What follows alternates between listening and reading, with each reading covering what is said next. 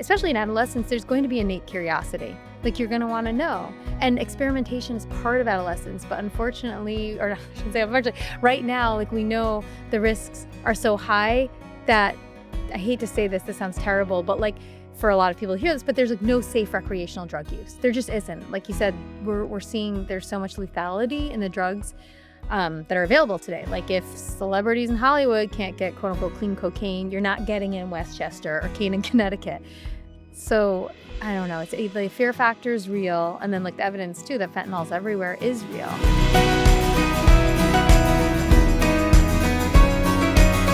Hi, my name is Isabel, and welcome back to The Sober Spill. Today I'm here with Jana, where we are talking about drug use in the 90s versus today and what that looks like.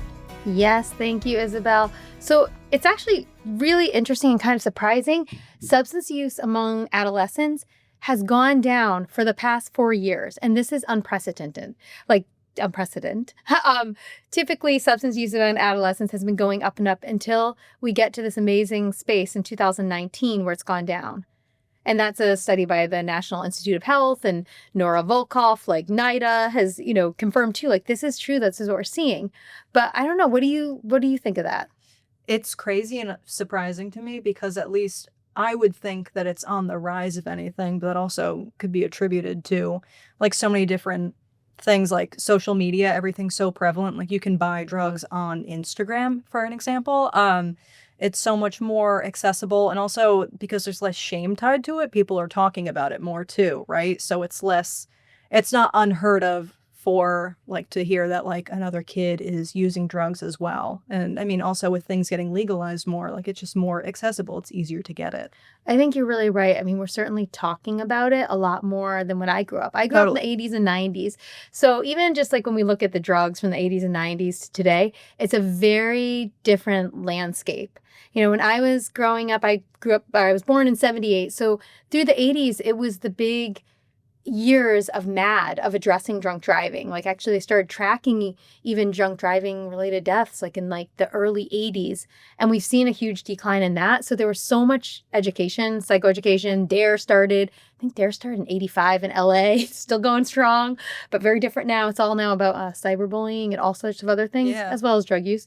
But anyways, the point is, we had all this education that I think informed us, and at least for like me and a lot of my community, I felt it taught us about the risks of drinking and driving. But then by the time I got to adolescence and experimentation, there had been no psychoed about MDMA or ecstasy or other options. So there was like this different playing field. And now I feel like today's kids have so much more of an informed view of substances. They live through the opioid crisis and epidemic. They probably know someone that's been affected. So there's just a whole different knowledge base today than we had when I was younger, which was certainly more informed than the generations before.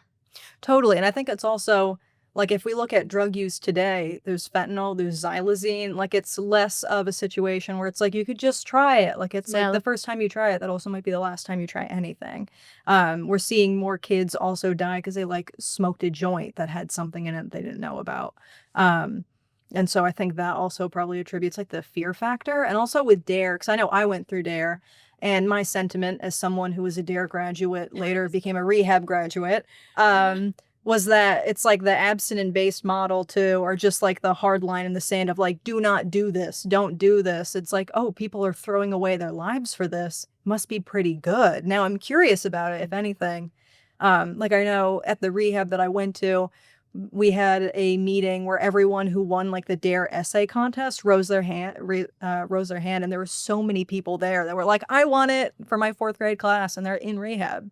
That is so interesting. Yeah, see, I remember my DARE, I think, was much more focused. It was like the 80s of the whole like just say no, like the cracking egg commercials, Nancy Reagan, and we know that doesn't work. It was like the biggest failed drug campaign ever, because especially in adolescence, there's going to be innate curiosity. Like, you're going to want to know. And experimentation is part of adolescence. But unfortunately, or I shouldn't say unfortunately, right now, like, we know the risks are so high that, I hate to say this sounds terrible, but like, for a lot of people to hear this, but there's like no safe recreational drug use. There just isn't. Like you said, we're seeing there's so much lethality in the drugs that are available today. Like if celebrities in Hollywood can't get quote unquote clean cocaine, you're not getting it in Westchester or Canaan, Connecticut. So I don't know. It's the fear factor is real. And then like the evidence too that fentanyl's everywhere is real. So I think that probably contributes a lot to it. But I don't know. What else do you think about the other substances? Do you think there's a reason kids aren't using ecstasy today or LSD as much? Well, I think if you're looking at, like you were talking about how, the war on drugs, like if we're looking at the Just Say No, like the war on drugs started in 1971 and it was largely ineffective. Yeah. And so now that we're moving away from that, like shame-based, immediately going to jail, like hard penalization approach, because also like when you aggressively penalize someone for like a first drug offense, they're more likely to use again, to go back to jail again, and then perpetuate that cycle. So now that we have the options of, like, I have plenty of friends who have been arrested and then instead of going to jail, they did treatment, they got into a sober house, and they were able to like avoid having to do any other time. And that kept them, it gave them the opportunity to like try something differently instead of having that autonomy just completely ripped away from them. And so I think that approach too makes it a lot easier, and it's easier to like talk to someone about it. I mean, people come to schools to talk about it. People come to, it's introduced to people a lot earlier, not as much as a, whoa, don't do this, but as like I did this is what it looked like, and this is what I'm doing now. This is why it didn't work out. That's like amazing to me. And you had told me before, you've spoken at some schools too. Yeah. And I do think there's something about that relatability and like seeing someone really come and say it out loud, that just that presence of saying, I did this, I'm here, and unveiling it, like taking away the shame, is so important for kids to see. Totally. Yeah. Mountainside's had me speak at a couple schools. I got sober when I was 19. So I was like someone that was doing this in high school and out of high school, and had it spiral out of control really quickly. And so a lot of my use is tied up in that like myopic window of what a high school life looks like, which can be very specific. But yeah, going to talk to kids and talking to them not as like, because when I'm going to talk to a high school, I'm not like, and then I did the steps and I did AA, because they're not at that point yet. It's just kind of more introducing the idea that how you feel isn't forever. Like it looks like this dark tunnel with no light. 'Cause I used to hate when people would say it gets better, because I'm like, when? Like literally when? I've done so many, like it's not getting better. So just understanding that like it doesn't feel like that. It also isn't forever. And I wish that when I was your age, I knew that there was a direct way out of this, like something actionable I could do that would get me out of this. I think that's so beautiful too, that you tell them it can be hard. I think there's something, especially now in this culture, like these kids are growing up in the digital age, of everything, Instagram, all the things, Snapchat, blah, blah, blah. And we know that those things as adults are like highly curated. Like you're seeing a picture of someone's life. But I just love, and I wish when I was a teenager that someone had said like, it can be really dark. I don't think I ever got that message. Like being a teenager can be really dark and hard, and but like you said, like you can feel like you're there and be somewhere else. You're right. There's a lot of messaging of it gets better, which it certainly does. But when you're stuck feeling like it's dark, I think to normalize that is really mentally very healthy. Because we also tend to minimize like the experiences that teenagers are having. Like when it's, a falling out in the friend group, it's like, oh, well, you'll find new friends. It's like, no, this is their entire world that just got shattered. Like all of these attachments that they're making now are going to shape how they see friendships and relationships for the rest of their lives. And so how do we help them make better choices, but also not judge them when they make negative choices? Because like you're a teenager, you're going to sometimes do the objectively wrong thing, but instead of being like, no, shame, kind of like along with what things were happening in the 70s and the 80s, just being like, okay, you did that. That's okay. What are we going to do moving forward? Yeah, taking that. And I think dealing with it on a reality base. I think the other shift, and certainly this isn't true for like all cultures everywhere, but I think broad strokes, when we look at even like the media in the 80s and the different movies and how they portrayed like substance use, just like that sounds so formal, substance use is but like partying in the 80s, like just like the Animal House type thing. And I look at like 16 Candles and like these rager type drinking things, and it was so normalized. And then there's this element too of like, I think the reality of like not talking about it when things go wrong. So like seeing the visual on TV and media of like, there are these giant parties and things, but I know at least in the communities that I grew up, if people were partying or they got arrested or something, it was very hush hush. Like you don't talk about it. That's not something, going to rehab was a very secretive thing. I think even into the 90s and the early 2000s, I feel like right now there's a lot more acceptance for mental health and substance use treatment. And there are a lot more options, but it's not so shunned upon, for lack of a better word, to go to treatment. Yeah, not at all. And I think it's also like helping that people come to schools and introduce it. But also, like, you see a lot more kids in therapy now, too, It's very which is a true. helpful thing for people. Like, I know when I was 14, when I became like very depressed and started to have all of these different things happening, and my parents were like, oh, it's a phase. Like, you'll move through it. And then I didn't. But it's like the introduction of therapy that felt like something extreme for them. So they were like, whoa, like, I don't know about that. But now, people put their kids in therapy as like a preemptive measure, just knowing that it's helpful to have like an outlet to talk to someone about that, to have a safe space. And that's also when I talk at school, something I like try to make a strong point about is like, yeah, you're going to feel like your parents are the enemy right now. And like, they might not be an emotional, like safe space for you to talk about these things with. Talk to a teacher, like talk to a guidance counselor, talk to a friend, like find a space where you can talk about these things and not like keep them all so close to the vest, because that really isn't helpful either. But the expectation that a kid's going to talk to their parents about it is sometimes not realistic. No, Yeah. it's definitely not. No. What about, like, can we go back a little bit? Like, is it, I hope, anything can be off the table too, but like, was the therapy helpful when you're 14 or? It wasn't helpful at first. My first therapist, I did not care for, but then I went to a different therapist, and it was helpful because sometimes it wasn't even doing like interventions on how I was feeling, or like it was just setting me up with like distress tolerance skills and giving me that safe space. Like my mom says now, she's like, sometimes I feel like I was just paying her to be your friend, sort of. And it's like, kind of, yeah, like I needed that place to be able to talk about things, let it out, and she was maybe leading me, like leading the horse to water. You can't make me drink. Like she was giving me all these skills, and I was so escalated a lot of the time. I wasn't in a place to use them, but it still gave me that resource that when things did eventually get too severe, I knew who to talk to about it. And then I could be moved to a higher level of care or something. Almost like training, like almost like, yeah, like how to, it's like skill building. Yeah. Like how to use someone though to confide in and sort of be held like emotionally and know that you're not going to be judged and that it's okay to say some of the things we're thinking in our heads out loud. Yeah. I think that's one of the most important things those relationships can give us early in life. What else do you think has changed the culture? I think, well, I would say detrimentally changed the culture too, like social media in terms of that really feeding off the instant gratification. Because I know I find that too. Like when I delete Instagram, when I'm really brave and I delete Instagram from my phone for a period of time, I'll like open up my phone and go to click the spot it was in and it's not there anymore. Because it's just that it feeds on the same part of your brain where it's like when I refresh down, I know there's going to be something new and it might give me a feeling. And so it's that same, like hitting the same pleasure spot in your brain that drugs are a lot of the time. And I think, like you said, the comparison, like body image, I think is a lot worse than it's always been bad. It's always been bad.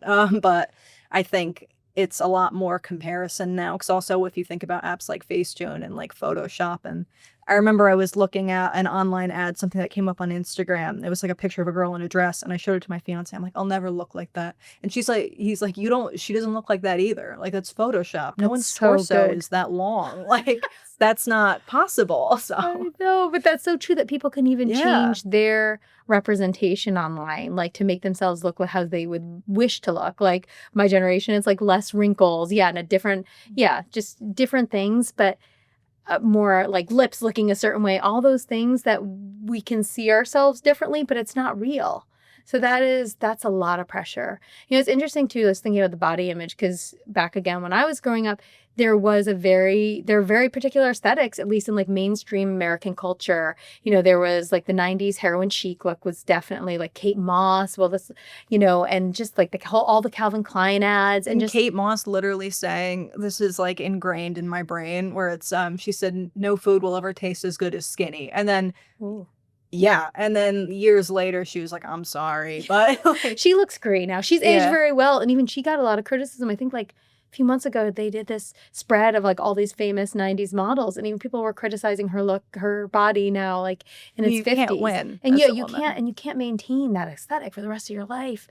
But there was that, and then the 80s, I picture it more like, granted the 80s is like 10-year, decade, but there was a lot of aesthetic of like this blonde, beautiful, like cheerleader, so like sort of athletic type, perky body, so all these things that really aren't representations of everyone, that I feel like too, relates some ways into the way we've changed and shifted too as a culture. And how trends always change too. And so it's like a lot of times now that we have the instantaneous, like I want to change myself of plastic surgery, sometimes it's like, okay, this is what's good right now, but in like 5 years, that might not be what's in. But I know for myself, like I was born in 98. And so in the early 2000s, I have very curly hair. And so does my mom. So does everyone in my family. Everyone had very, very straight hair. And I remember saying to my mom, which this is so melodramatic, but I was like, no one will ever marry me because I have curly hair. And she was like, oh my God. Like I was like, no one else looked like this. So that bothered me. I was really self-conscious about that.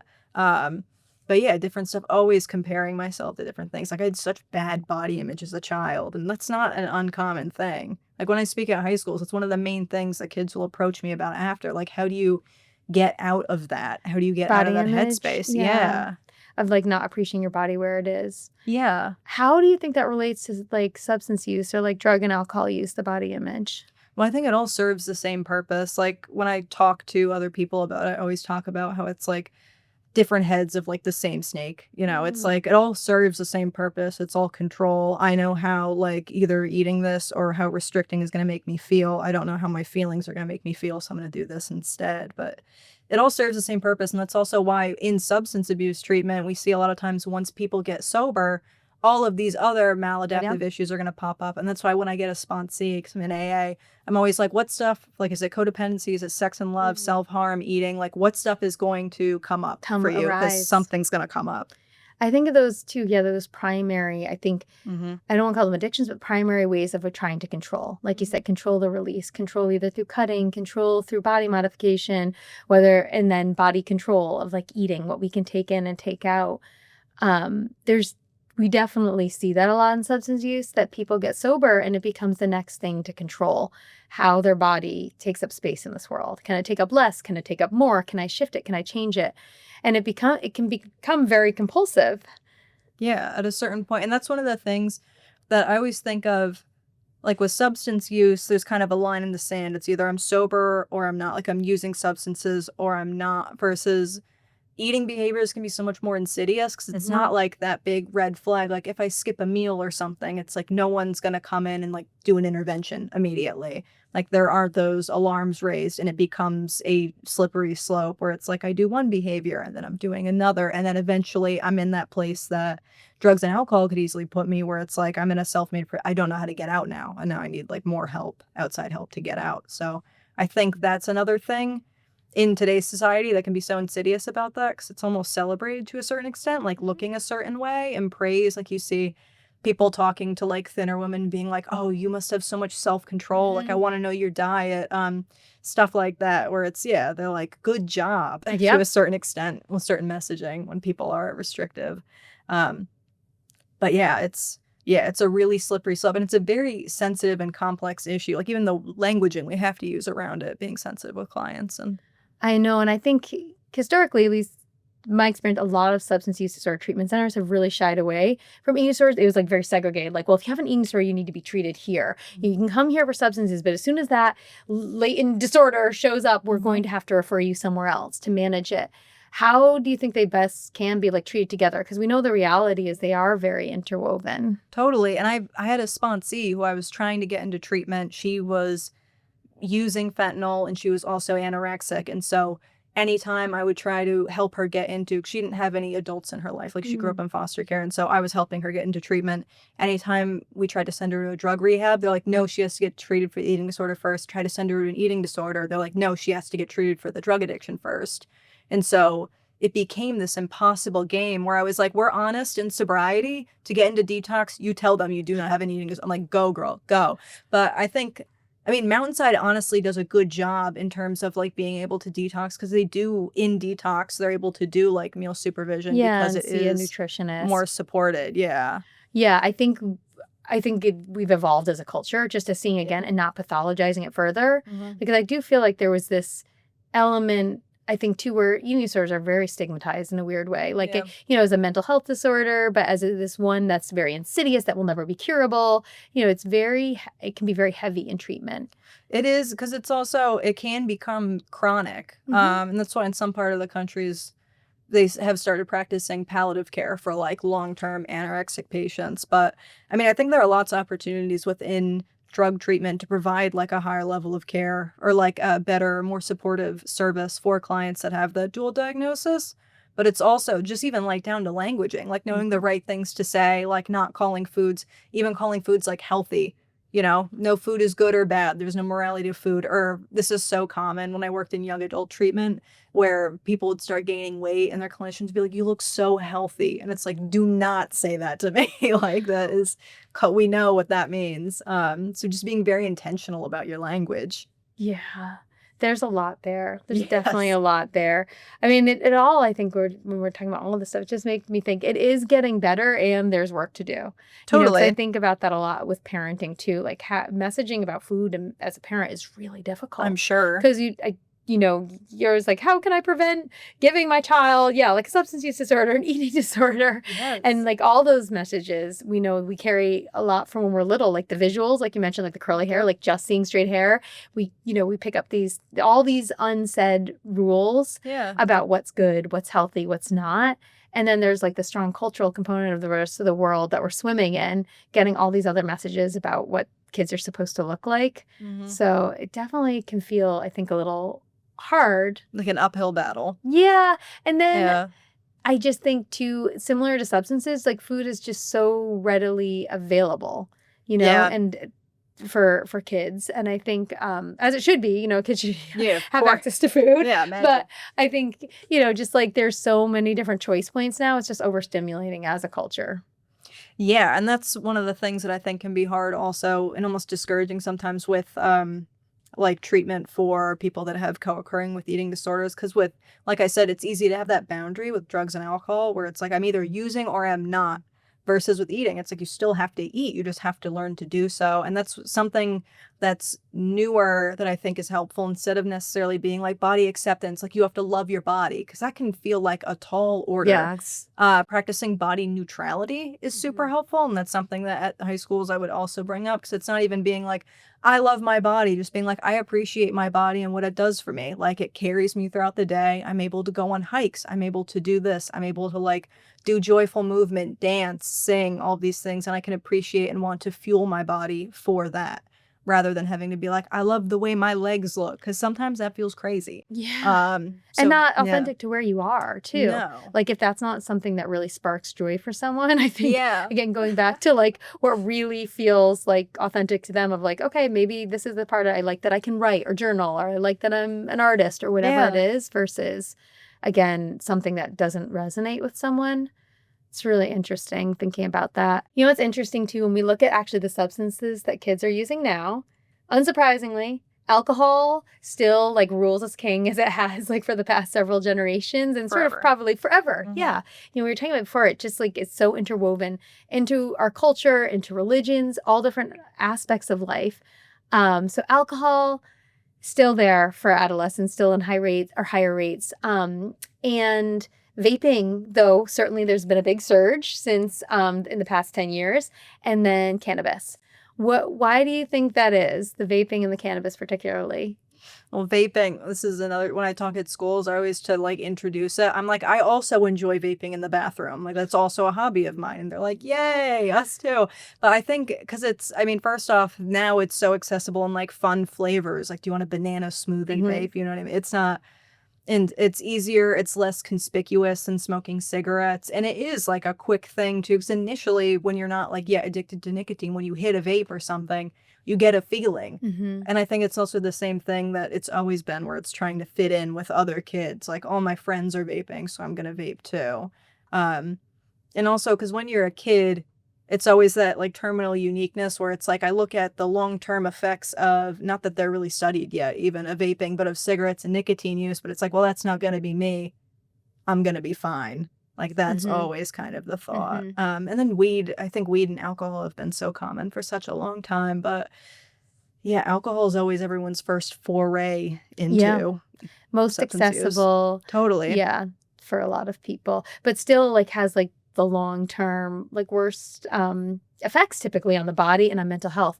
Most it's the highest rate related to substances for homicides is still alcohol. It's a carcinogen too. No, they recently came out about that, where it's like even having one drink a week or something puts you at a higher risk for developing cancer or something. Like it's a carcinogen that's recognized now. Yeah, it certainly doesn't help, we know, with like cancer treatment or a lot of with mental health, but it's still, yeah, strong cultural grasp on that. I wonder too, there obviously like the opioid epidemic had to have a huge impact on kids growing up, like from your age till now. Like it's been a big part of probably your whole life growing up. I didn't know a lot of people who were addicted to opiates. Once I got sober, a lot of people started coming out of the woodwork and being like, oh, I've been sober for 7 years off of pain pills and things like that. But I think there was definitely a lot more education about the downward spiral of addiction, because before I was like, and I even know growing up, when I pictured like an alcoholic, I pictured like an old guy with like a 40 in a paper bag under a bridge. I didn't think about like my next door neighbor or my teacher or something. And I think the opioid epidemic showed us that it can be anybody. Like it could be, a high achieving student. It could be, a celebrity. It could be anybody. No one is free of this. And I think that's another thing that's really different about today too, is that everyone's aware that addiction does not discriminate by any means. Absolutely. I think too, that's interesting. It reminds me, like I do a lot of family work in our outpatients. And one of the most beautiful things is when we do bring in all the family, like including children, and we'll do a family session. And it's just so striking, the kids' impression of like seeing what treatment looks like. For those of you that don't know, outpatient can sometimes be, 3 to 4 sessions a week of 3-hour sessions. So for a kid, if your parent's going to group 4 nights a week for 3 hours, it's like, where are they? And so we'll bring in families, and it's amazing when kids look around and they see what it's like. And it's usually like, this isn't so scary. I thought it would be like a bunch of creepy old guys, or I thought it'd be dirty here.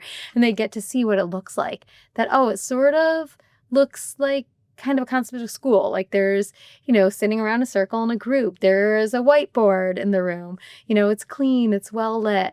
And it's a place that, I explain to kids that we do talk about feelings, and we talk about things that sometimes we're scared to share in other places. So it's just interesting to see that. And I love, like going back to some of what we were sharing before, just breaking that or moving away like that curtain or that veil, like from something that families weren't talking about to actually like inviting them in. Like this doesn't have to be a space we don't talk about. This doesn't have to be something you're scared of. Can I ask, like, were you scared of treatment when you first went to treatment as a teenager? I was so scared. It's funny because the first rehab I ever heard about was Mountainside. And every time I got in the car with my mom, I was so scared I was going to get like bamboozled up to Mountainside. How did you guys hear of Mountainside? So I was at Project Courage, an IOP. I got asked to leave. I kept overdosing. They're like, this isn't working out. And one of the people that worked there had gone to Mountainside. And so they spoke very highly of it. And so I was very aware of that as like a looming threat, like possibly having to go to Mountainside. I didn't know where it was or what it was, but I also didn't know a ton of people who had been to rehab. So the idea of going away felt so scary, even for 30 days, which realistically is not like 30 days at the price of getting the rest of your life back is 100%. Nothing. But it feels so scary in the moment.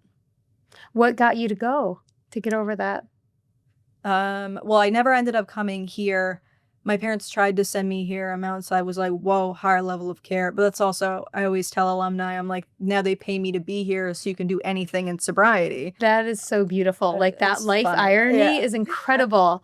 Like we really end up where we're meant to be. That is so interesting. Yeah, it's really funny. But I ended up, I decided to go because enough stuff had happened where I couldn't ignore that. Because I was young, so I was like, I'm just a teenager. I'm doing teenage things. But it had gotten scary enough.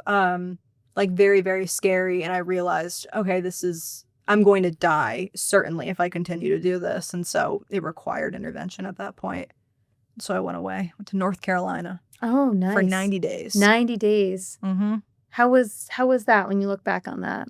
It was incredible because they did EMDR there. And I know Mountainside does EMDR, and I always encourage clients to check that out because it is such a immense resource. Like I know when I entered treatment, I qualified, I had a PTSD diagnosis, and by the time I left, I no longer was reactive in that way. Like, I could live a normal life again. I didn't have to. I wasn't so controlled and being, like, brought back to that traumatic moment because I was able to do that with a therapist I trusted. I think too, EMDR, and any of the sort of like somatic body oriented, as we say, like bottom up in therapy, we call it, that where the body is basically helping our mind heal.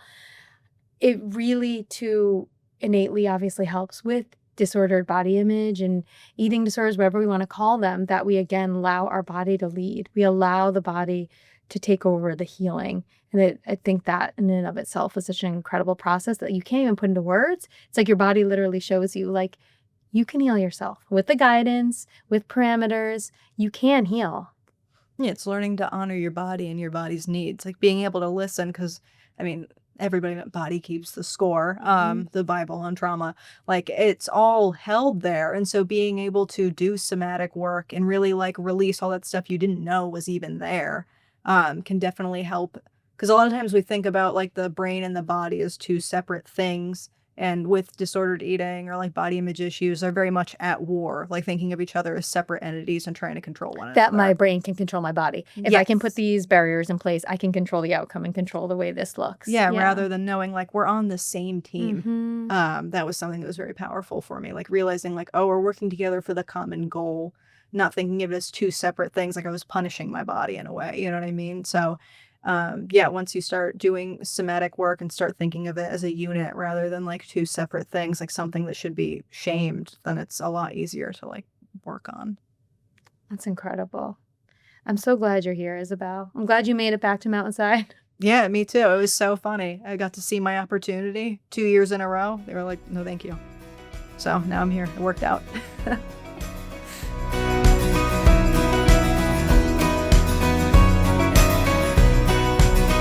If you or a loved one is struggling with addiction, Mountainside can help. Call 860-365-6764 to speak with our caring treatment team.